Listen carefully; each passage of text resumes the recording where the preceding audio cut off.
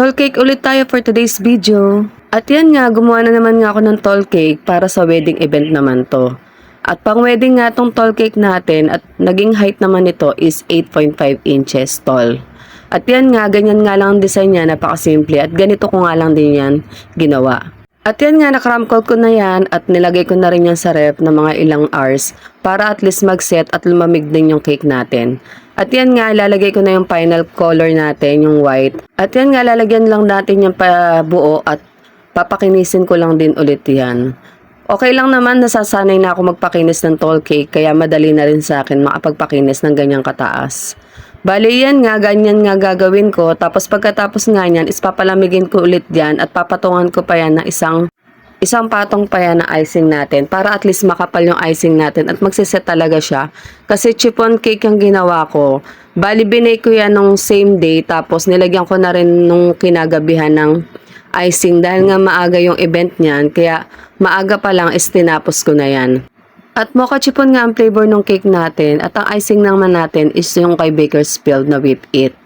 At yan nga, gagawin ko is pa-final coating ko na yan at para mapalamig ko rin yan sa ref.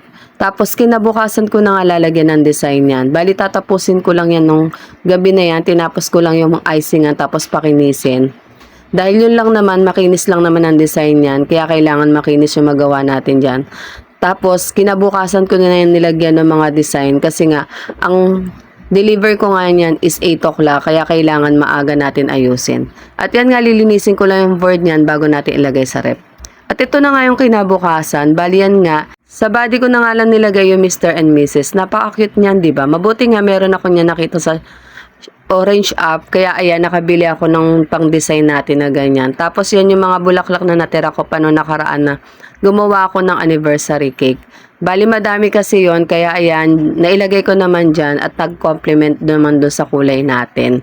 At yan, lalagay ko lang lahat yung design natin na bulaklak. Sa orange app ko lang din lahat nabili yan. Tapos lalagyan ko lang yan ng maliliit na dragis. Diyan sa baba niya, pati sa taas. Kulay white na dragis lang yan. Yung pinakamaliit yan, hindi ko matandaan kung 2mm ba yung pinakamaliit na dragis. At yan, pati yun sa ibabaw, lalagyan ko lang din yan. Dahil yan nga lang din ang pinaka-design niya. Napaka-simple lang, di ba? Pero sa mga simpleng ikakasal, maganda tong cake na to. Lalo-lalo na kung intimate wedding lang naman. Tapos, hindi rin kayo mahilig sa cake. Pero hindi naman matamis yung cake ko, kaya maganda rin to. At yan nga, natapos ko na naman na isang cake at napa-thank you Lord na naman ako dahil na-iraos ko ito at na-deliver ko yan na maayos dun sa tita ko na umorder.